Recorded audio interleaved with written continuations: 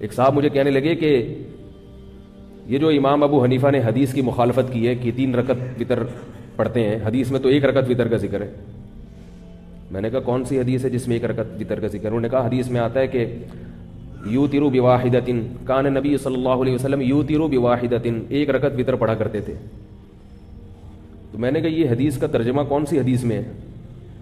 یہ جو آپ اس کا ترجمہ کر رہے ہو یہ کون سی حدیث میں یہ والا ترجمہ؟ تو انہوں نے کہا ترجمہ تو حدیث میں نہیں ہوگا نا، ترجمہ تو اردو میں ہوگا، تو اردو تو تھی نہیں.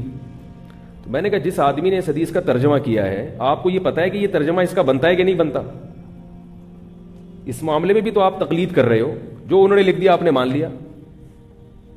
یو تیرو کا یہ مطلب لینا، ہمیشہ یہ مطلب لینا کہ 1 رکعت وتر پڑھتے تھے، یہ مطلب لغت میں جو یو تیرو کا اصل مطلب ہے او ترا یو تیرو ایتارن، جفت کو طاق بنا دینا.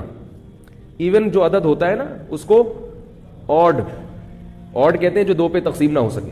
میں بڑا کنفیوز رہتا تھا کہ ایون جو ہے وہ جفت کو کہتے ہیں یا طاق کو کہتے ہیں، یہ بھول جاتا تھا. تو میں نے پھر ایک ایسے جو الفاظ ہوتے ہیں نا جو مشابہ ہوتے ہیں ان کے لیے کچھ علامات رکھ لیا کریں. تو ایون میں 4 عدد ہیں، 4 حروف ہیں، ای وی ای این، اور آڈ میں کتنے ہیں؟ 3. اس کا مطلب یہ آڈ جو ہے نا وہ اعداد ہوں گے جو 2 پہ تقسیم نہیں ہوتے، اور ایون وہ ہوں گے جو 2 پہ تقسیم ہو جاتے ہیں. یہ بڑی ٹیکنیکل باتیں، اس طرح لفظ یاد رہتے ہیں. قرآن مجید میں 2 الفاظ استعمال ہوئے ہیں، سندس اور استبرق. سندس کہتے ہیں باریک ریشم کو، استبرق کہتے ہیں موٹے ریشم کو. ابھی ہم طلب علمی کے دور میں یاد کر کے تھک جاتے تھے، پھر بھول جاتے تھے کہ موٹا ریشم ان میں کون سا ہے اور باریک کون سا ہے. تو ہمارے استاذ نے کہا استبرق آف، یہ جو آ رہا ہے نا موٹا موٹا لفظ آ رہا ہے نا، کیا خیال ہے؟ استبرق، رق بولو گے قاف آ رہا ہے، قاف موٹا تازہ ہوتا ہے، قاف ویسے بھی گول ہوتا ہے. جو گول کس لوگ ہیں وہ دیکھنے میں قاف لگ رہے ہوتے ہیں. تو سندس میں ایسا نہیں ہے، سندس باریکی آ رہی. تو اس کے بعد ہمیشہ سے یاد ہو گیا کہ بھئی استبرق موٹا ریشم اور سندس باریک ریشم. اسی طرح ایک لفظ ہے رمل اور ایک لفظ ہے عربی میں رمل.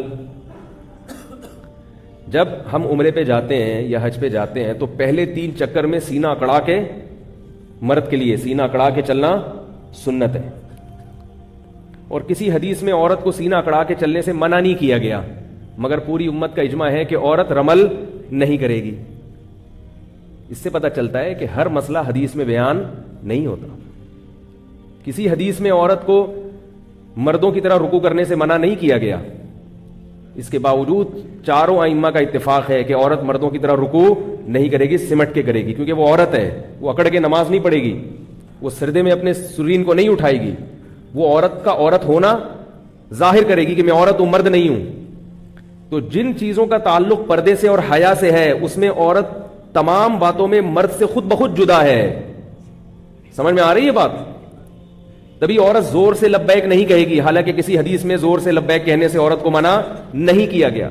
یہ جو لوگ کہتے ہیں نا کہ صلو کما رأیتمونی اصلی، نبی نے فرمایا جیسے میں نماز پڑھتا ہوں ایسے پڑھو، تو نبی نے یہ بھی تو فرمایا حج جیسے میں نے کیا ویسے کرو، خذوا عنی مناسککم، جیسے میں نے حج کیا ایسے کرو.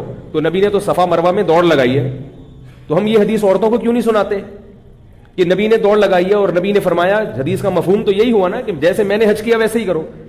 تو نبی نے تو دوڑ لگا کے کیا، تم آہستہ کیوں کر رہی ہو؟ تم بھی دوڑو. ظاہر ہے یہی کہا جائے گا کہ جن چیزوں کا حیا سے تعلق ہے اسلام اس میں عورت کو عورت دیکھنا چاہتا ہے، اس میں عورت کا عورت پنا جھلکنا چاہیے. یہ بھی میرا موضوع نہیں ہے، اس پر کہنے کے لیے اور بہت کچھ ہے، کیونکہ میں پھر وہ لوگوں کے سوالات شروع ہو جاتے ہیں کہ بھئی یہ والی بھی تو ہے، یہ بھی تو ہے، یہ بھی تو ہے. تو ابھی اس کو فی الحال ہم درمیان میں آ رہے ہیں، گولے گنڈے والے بھی آ رہے ہیں، گرونڈے. وہ تو جب ٹرین چلتی ہے تو آپ کو پتا ہے اسٹیشن پہ پھر ہر آدمی ٹرین پہ تو چڑھتا ہے نا. تو اب تو وہ ٹرینوں میں آوازیں ہی نہیں آتی گرونڈے. پہلے زمانے میں کھڑکیاں کھلی ہوتی تھی ٹرین کی، دھول مٹی آ رہی ہوتی تھی. اور اب تو ٹرینیں بھی بڑی لگژری سی ہو گئی ہیں، وہ مزہ ہی ٹرین کا ختم ہو گیا. بیٹھو آرام سے لاہور پہنچ گیا، تو مزہ ہی نہیں آیا. پہلے ہم چھکا چھک کرتے ہوئے جاتے تھے، لیٹرین میں پہنچنا ایک بہت بڑا مجاہدہ ہوتا تھا. واش روم کے باہر غریبوں کی ایک پوری لائن ہوتی تھی جو بغیر ٹکٹ سفر کر کے وہاں سو رہے ہوتے تھے. ان غریبوں کو پھلانگتے ہوئے جانا، ان سے ریکویسٹ کرنا، پھر وہاں جانا اور پانی بھی مل جانا. اتنی سکون ملتا تھا، لوگ ریلیکس ہو جاتے تھے کہ یار اللہ کی اتنی نعمتیں. کیونکہ ٹینشن کے بعد جو سکون ملتا ہے تو اس سکون کی جو اس سکون میں جو لذت اور مزہ ہے وہ بغیر ٹینشن والے سکون میں نہیں ہے.